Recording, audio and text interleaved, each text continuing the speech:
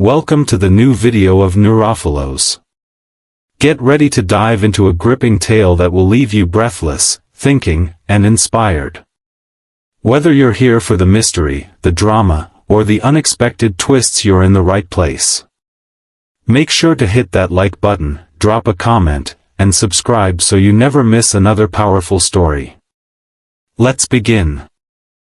The myth of discipline. Most people grow up believing that a lack of discipline is a flaw of character, a personal weakness that separates the successful from the ordinary. We're told that disciplined people possess a kind of inner fire, an unshakable moral muscle that drives them to act when others falter. And when we fail to match their consistency, we label ourselves lazy, unmotivated, or broken. But this entire view is wrong. Discipline, as society imagines it, goes against the way the human brain is built. This isn't a poetic exaggeration, it's biological fact. Your brain did not evolve to chase long-term goals or abstract dreams. It evolved to do one thing: keep you alive in the moment. Over millions of years, our ancestors survived by conserving energy, avoiding unnecessary effort, and seeking fast rewards. Every instinct in your body was designed for that single purpose, to make sure you live long enough to see another sunrise. That's why your brain doesn't want you to wake up at 5 a.m. and run. It wants you to stay under the blanket where it's warm and safe. It doesn't want you to sit for hours writing, studying, or planning your future. It wants you to open your phone and scroll, because dopamine, that tiny chemical signal of pleasure, arrives instantly there. None of this makes you weak. It simply means you are human, equipped with survival software written thousands of generations ago. The problem is that the modern world rewards the exact opposite of what this ancient system values. To succeed today, you must delay gratification, manage energy instead of conserving it, and invest effort in invisible goals that might take years to pay off. In other words, you are a Stone Age organism trying to function in a digital economy. And that clash, between a brain shaped by scarcity and a society that demands constant output, creates an invisible tension in every act of self-improvement. When you try to force discipline, you are not just battling distraction, you are waging war against evolution. You're attempting to rewrite instincts with slogans. Motivational speeches and morning routines may work for a week or a month, but eventually fatigue wins. The primitive brain takes back control, and you find yourself on the couch again wondering what's wrong with you. Nothing is wrong with you. What's wrong is the strategy. Because real discipline is not forged by willpower, it's built by design. James Clear, author of Atomic Habits, exposed one of the most misunderstood truths about human behavior: people who appear extraordinarily disciplined are not stronger or more motivated than others. They simply operate within systems that make good behavior easy and bad behavior hard. Their environment, routines, and triggers are arranged in such a way that doing the right thing requires less effort than avoiding it. They do not overpower their brains, they outsmart them. Think of willpower as a battery. You can use it to start an engine, but not to run the entire machine. Motivation can ignite a habit, but structure keeps it alive. The disciplined person isn't fighting temptation every day. Their world has been engineered so that temptation rarely wins. This is where most people misunderstand self-control. We treat it like moral endurance, but in reality, it is environmental efficiency. A messy desk, constant notifications, or snacks within reach are not minor details, they are signals that direct your behavior. Change the signals, and you change the outcome. The illusion of discipline collapses once you see how dependent it is on context. You don't fail because you are weak, you fail because your surroundings demand strength instead of supporting it. The couch next to your laptop, the phone beside your notebook, the late-night glow of a streaming service, these are all environmental cues perfectly tuned to hijack a brain that craves easy pleasure. Understanding this truth is liberating. It means you no longer need to shame yourself for procrastinating or skipping the gym. You were never fighting laziness, you were fighting biology. The task now is not to push harder but to build smarter. In this series, we'll dismantle the old myth that discipline is a matter of grit and reveal a more compassionate, more scientific reality. Discipline is a byproduct of structure, not self-blame. Once you learn to work with your brain instead of against it, effort begins to flow naturally. The couch loses its pull, the phone its urgency, and progress stops feeling like punishment. So if you've ever hated yourself for not sticking to a plan, remember this: you were trying to win the wrong war. Your brain is not the enemy, it's the tool.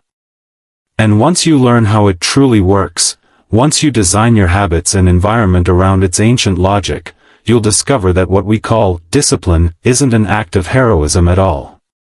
It's the quiet alignment between biology and intention, a state where doing the right thing becomes the easiest thing to do.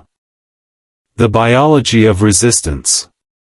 Now that you understand discipline isn't a battle of morals but a matter of design, we can look deeper, inside the machinery of your mind. Because before you can master your habits, you must understand what you're really fighting against. Your brain is not a lazy organ. It is an efficient survival system, a masterpiece of energy management perfected over millions of years. Its only purpose is to keep you alive with the least possible effort. Every time you delay work, skip the gym, or give in to distraction, your brain is following its prime directive: conserve energy, seek comfort, and chase rewards that come fast. For most of human history, this was a winning strategy. Our ancestors didn't have long-term projects or abstract ambitions. Their main goal was to stay alive until the next meal.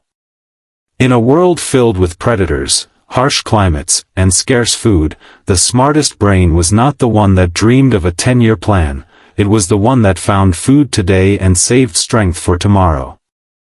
To survive, early humans learned that it was safer to rest than to explore, better to eat when food appeared than to ration for later, and wiser to avoid unnecessary effort that might burn precious calories. Over thousands of generations, those patterns became hard-coded instincts, instincts you still carry right now, even while scrolling on your phone. That's why modern life feels like running ancient software on futuristic hardware. You're living in a world that demands long-term focus and delayed gratification while being wired for instant relief. Your brain doesn't distinguish between hunting in the savannah and finishing a report. It simply asks, what gives me comfort now? So when you decide to wake up early, read a dense book, or sit through an hour of study, your brain interprets that as a threat, a signal that says, this will cost energy and bring no immediate reward. In contrast, opening TikTok or checking messages feels safe and pleasurable. One option drains, the other restores. And since your mind evolved to favor efficiency, it always chooses the path of least resistance. Neuroscientists call this tendency cognitive ease, the brain's built-in bias toward whatever feels smoother, faster, and easier to process. It's not a conscious choice. It happens milliseconds before you even realize it. By the time you think, maybe I'll just take a quick break, your brain has already voted for the couch. This explains why willpower feels like pushing against a wall. You're trying to override millions of years of evolution with a short burst of determination. But no matter how inspired you feel, fatigue always wins. Because when energy runs low, the ancient brain reclaims control, sending you back to comfort and familiarity, your mental autopilot. And autopilot always picks the easiest route. That's why motivation fades. That's why New Year's resolutions die. And that's why the real problem is not your lack of strength, it's the design conflict between your primitive wiring and your modern ambitions. James Clear summarized it perfectly: motivation is overrated, environment matters more. If you constantly have to use willpower, it means your system is broken. You've built a life that demands constant resistance instead of one that guides you effortlessly forward. So how do you fix this? The answer begins with a radical shift in mindset. Stop trying to overpower your brain, start learning to collaborate with it. You don't need more discipline, you need smarter conditions. If your mind always seeks the easier path, then your mission is to make the right path the easy one. That's the true secret of disciplined people. They're not soldiers fighting temptation every day, they're architects who have rearranged their worlds so temptation rarely appears. When you see someone who wakes up early, studies consistently, or trains daily, you're not seeing heroic willpower, you're seeing a carefully optimized environment that minimizes friction. Their surroundings, routines, and triggers are crafted to align with their biology, not oppose it. You can build the same alignment. But first, accept this truth: your brain is not broken. It is brilliantly efficient. It just hasn't been updated for the world you live in.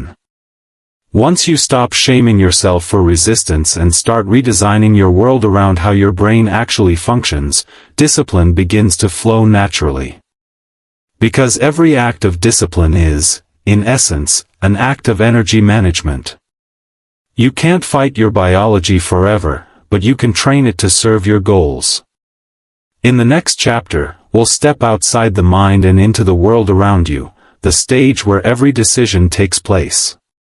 There, you'll learn why your environment is the real architect of your behavior and how tiny adjustments in your surroundings can silently reprogram your life.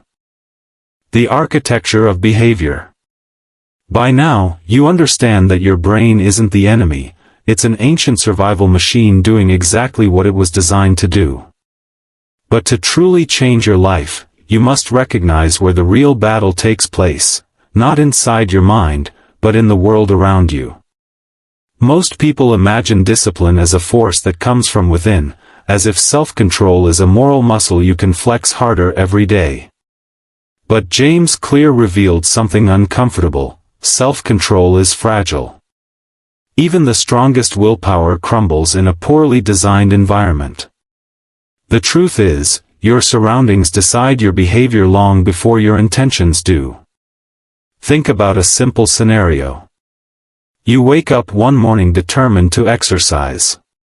You've made the decision, set your alarm, maybe even watched a motivational video the night before.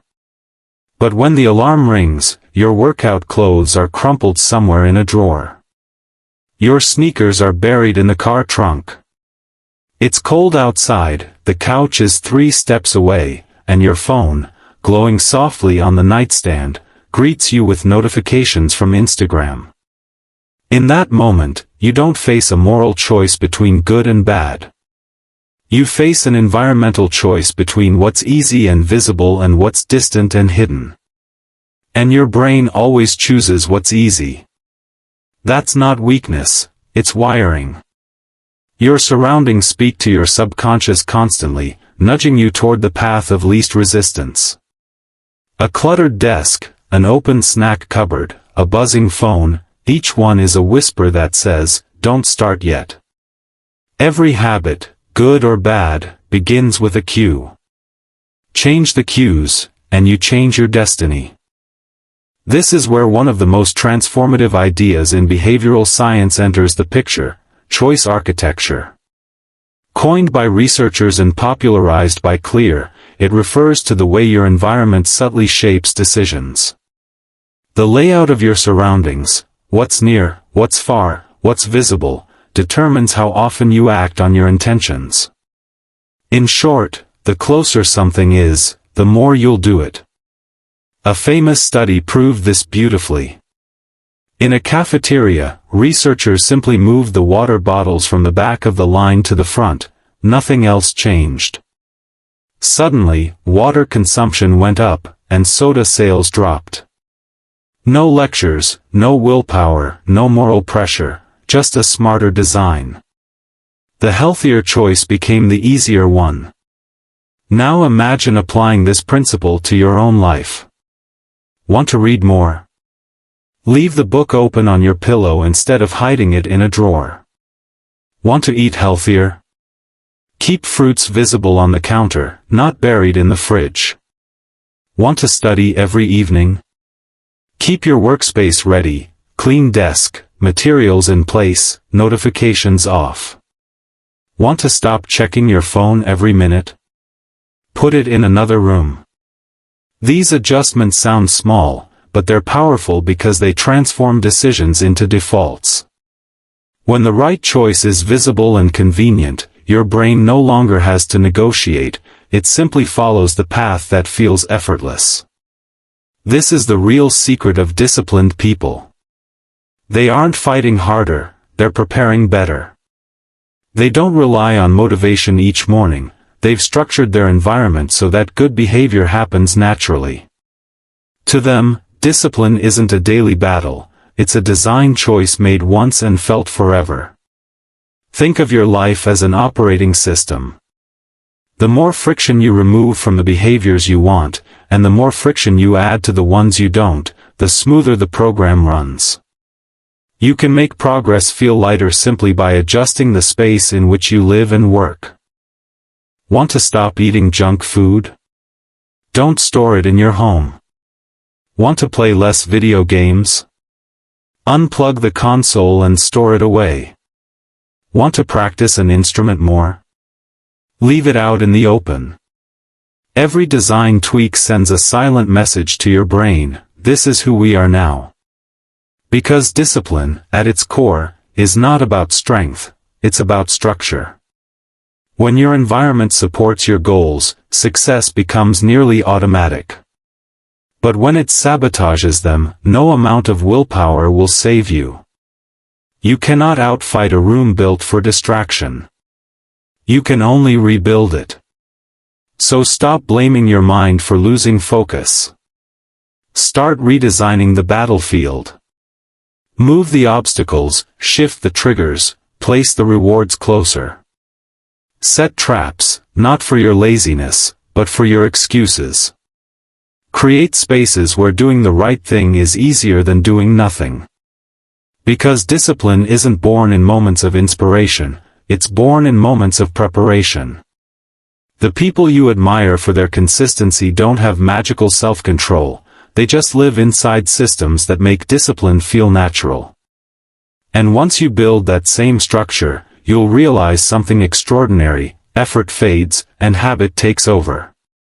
In the next chapter, you'll discover how to take this one step further, how to hack your habits themselves using a technique called habit stacking, where existing routines become the launchpads for new ones.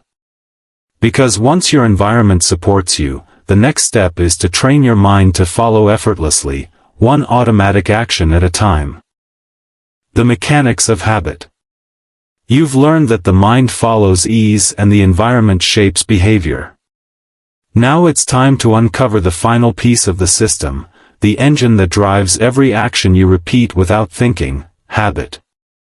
Habits are the invisible architecture of daily life. They guide what you eat, how you move, when you sleep, even what you think about. Yet most people treat habits as random quirks or matters of discipline, never realizing they obey a precise, predictable structure, a neurological loop so consistent that scientists can map it inside the brain. Every habit, from brushing your teeth to checking your phone, follows the same three-part cycle: cue, routine, reward. The cue is the trigger, the signal that tells your brain, it's time. The routine is the action that follows. The reward is the little hit of satisfaction that seals the memory. Once this loop is repeated enough times, it becomes automatic, the brain stops asking for permission. Here's where the magic, and the danger, lies. Your brain doesn't care if a habit helps or hurts you. It only cares whether the loop is efficient. If something gives a reliable reward with minimal effort, the brain will repeat it. That's why bad habits feel effortless and good habits feel like uphill battles. The difference isn't morality, it's friction. James Clear's brilliant concept of habit stacking uses this reality to your advantage. Instead of forcing a brand new behavior out of nowhere, which your brain will resist, you anchor it to an existing habit that already runs on autopilot. It's behavioral piggybacking. You ride the momentum of what you already do. For example, after brushing your teeth, cue, meditate for 2 minutes, routine. After making coffee, write a single sentence in your journal. After locking the door, say your daily affirmation aloud. By linking a new behavior to an old one, you bypass the hardest stage, the start. The existing cue pulls the new action into motion before laziness or doubt can intervene. You're not fighting to remember or decide, you're simply extending a pattern that already exists. Why does this work so well? Because the start of an action demands the most mental energy. Once movement begins, inertia carries you forward. Habit stacking creates that effortless motion, a rolling start that removes the psychological drag of beginning. But to make it work, you must follow 3 golden rules. First, start small, ridiculously small. Clear calls this the 2-minute rule. Your new action should take less than 2 minutes at first. If you want to run a marathon, start by putting on your shoes. If you want to read more, start with 1 page. Small wins build confidence and signal safety to the brain. Second, be specific. Read more or get fit means nothing to your subconscious. Say exactly when and after what the habit will occur. After lunch, I will take a 10-minute walk. Precision turns intention into a trigger. Third, keep it immediate. The new habit must follow its cue without delay. Hesitation kills momentum, sequence sustains it. When these rules align, something beautiful happens. The mind begins to wire new routines seamlessly into old ones. The need for motivation fades because action happens before resistance can appear. Each repetition reinforces identity. I'm the kind of person who does this, and each success releases a small chemical reward that locks the loop tighter. Over time, these micro-actions compound into massive change. The short meditation becomes a calm mind. The single sentence becomes a finished book. The 10-minute walk becomes endurance and health. Consistency transforms effort into evidence, and evidence reshapes who you believe you are. But what about procrastination, that ghost that haunts every plan? Why do we still avoid tasks we know are good for us? Because procrastination isn't laziness, it's poor design. When an action feels unclear, unpleasant, or unrewarding, the brain avoids it by default. To eliminate procrastination, you must redesign the habit loop itself using the 4 laws of behavior change that Clear describes. Make it obvious. Keep cues visible. Make it attractive. Add pleasure or anticipation. Make it easy. Reduce friction until starting feels natural. Make it satisfying. End with a sense of reward or completion. These 4 levers turn discipline into design. Apply them consistently, and the struggle evaporates. Your habits no longer depend on bursts of motivation. They flow automatically, powered by cues, rewards, and momentum. This is the real science of discipline, not willpower, not guilt, but engineering. When you learn to stack habits, you stop forcing yourself to live differently, you make living differently the default state of your brain. And once your actions begin to feel automatic, a new question emerges, one that separates temporary change from transformation. What kind of person do you believe you are? Because the final key to discipline isn't about what you do, it's about who you think you are.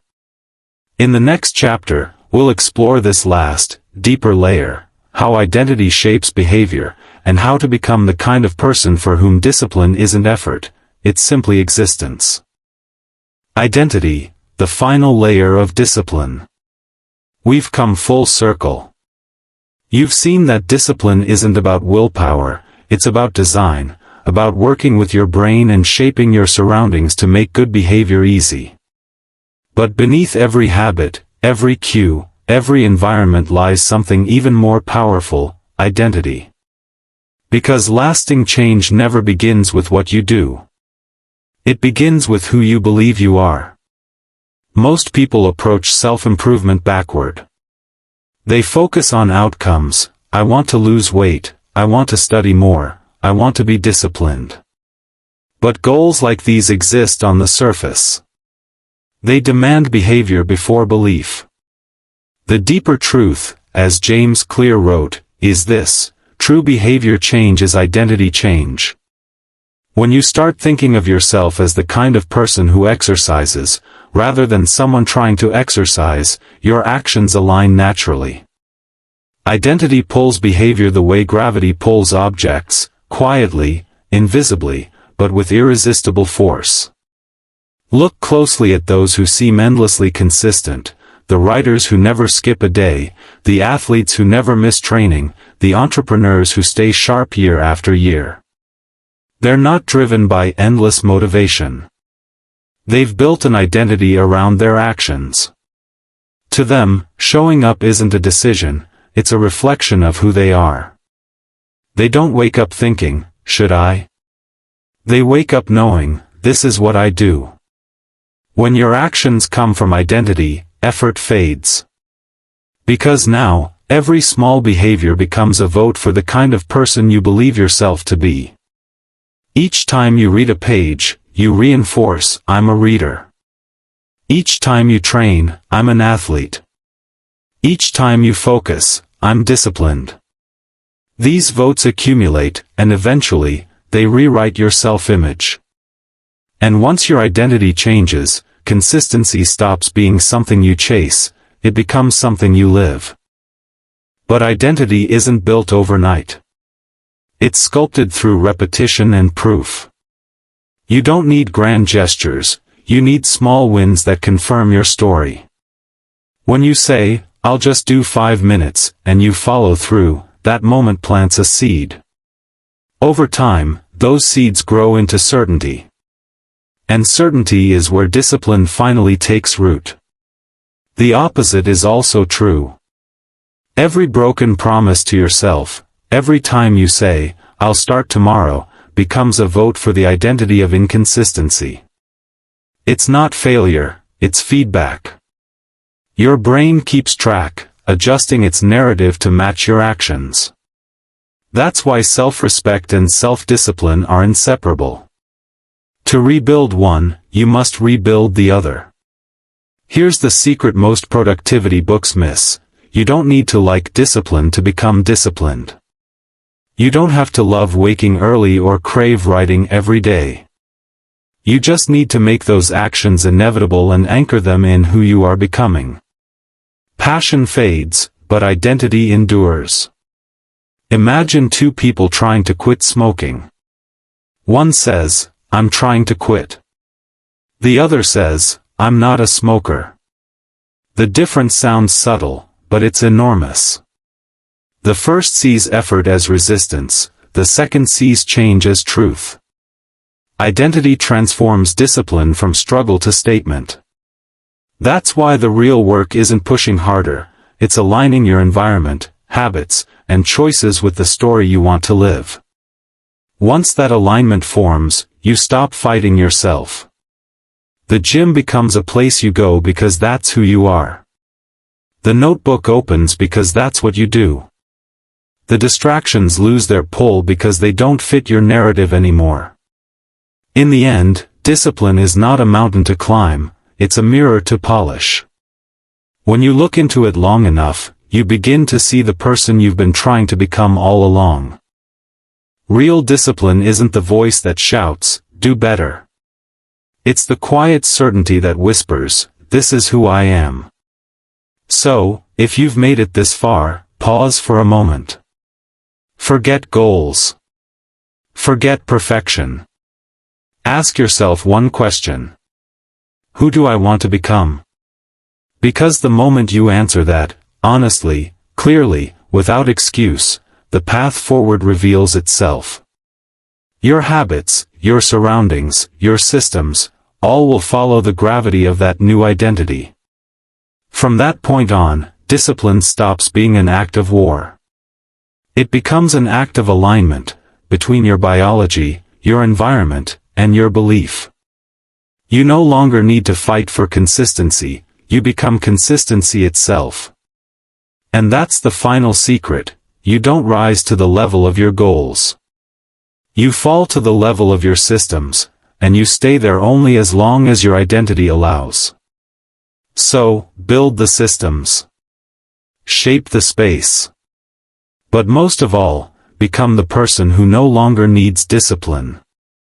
Because when action and identity merge, success ceases to be an effort, and becomes a way of being.